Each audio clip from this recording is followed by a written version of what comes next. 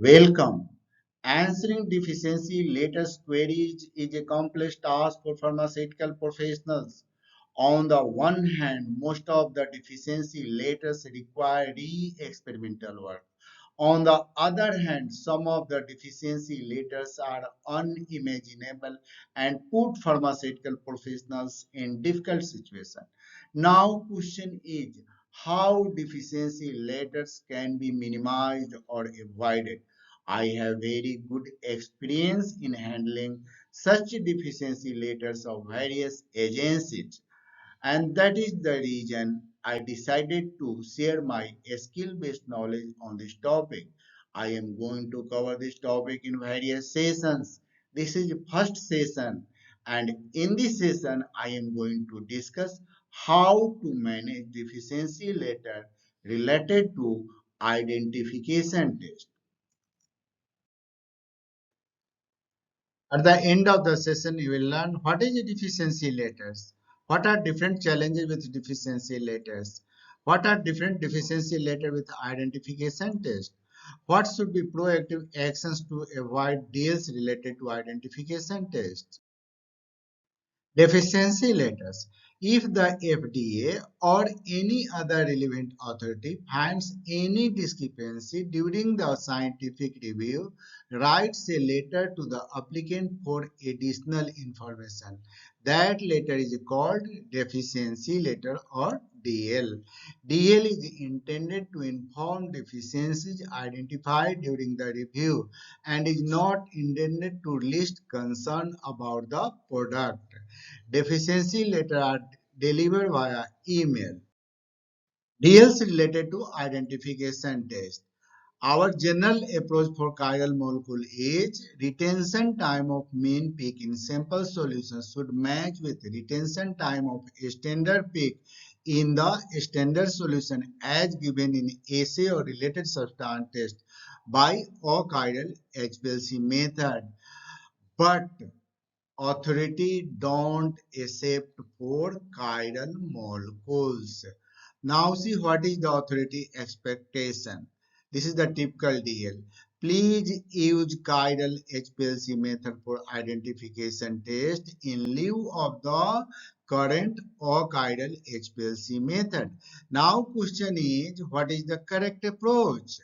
Correct approach is keep identification by chiral method for chiral molecules and don't keep achiral HPLC method, because in achiral HPLC method all optical isomers or chiral isomers will elute at the same RT.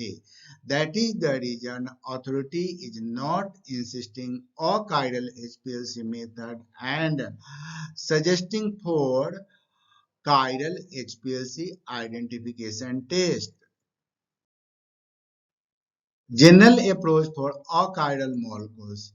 Generally for intermediates or purchasing materials, either for KSM, ASM, either identification test is not kept or identification test based on retention time by HPLC or GC is kept. This is our general approach. But authority don't accept it and insist for at least two identification tests by different techniques. In almost all cases, such deals are received. Now question is what should be correct approach to avoid such deals? Case study, typical deal for achiral molecule. You are requested to include and specify identification tests such as IR or UV. Correct approach. Two identification tests must be kept in all cases. One identification by chromatography technique and second preferably by spectroscopy technique. It may be IR or it may be UV. The acceptance criteria should be given like in HPLC. The retention time of the major peak in the chromatogram of the sample corresponds to that of the major peak in the chromatogram of the standard in assay or related substance test. For FTIR, The infrared absorption spectrum of the preparation of the test preparation exhibits maxima at the same wavelength to that of standard. This is the typical example of HPLC or GC identification test. Peak in the sample solution should match with the peak in the standard solution. This is the typical example of IR identification test. Sample IR spectrum should match with the standard IR spectrum. This is all about this session.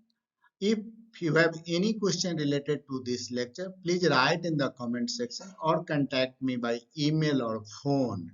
If you are new to this channel, please subscribe to this channel. Thank you for watching this lecture.